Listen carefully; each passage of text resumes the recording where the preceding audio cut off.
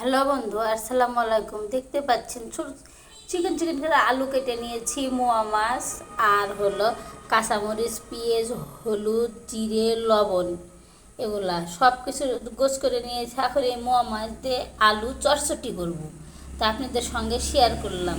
হয়তো বলতে পারেন এইটুক জিনিস চটচটি করছেন কিনা, কিন্তু আপনাদের সঙ্গে আমি যা রান্না করি তাই শেয়ার করি, তাই আপনাদের সঙ্গে শেয়ার করলাম। এখন আমরা আলুটা ধুয়ে নিয়েছি। এখন দিয়ে দেবো কাঁচামরিচ, পেঁয়াজ, লবণ, হলুদ, আদা রসুন পেস্ট, ধনে জিরে গুঁড়ো সব একসঙ্গে দিয়ে দিলাম। আর দিয়ে দেব তেল, দিয়ে আমরা মাখিয়ে নেব।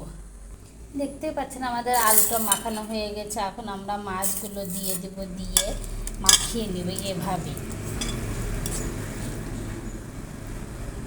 দেখতেই পাচ্ছেন আমাদের মোয়া মাছটা আলু দিয়ে কত সুন্দর মাখানো হয়ে গেছে। এখন দিয়ে দেবো এর মধ্যে সামান্য পরিমাণ পানি, দিয়ে আমরা গ্যাসে তুলে দিব।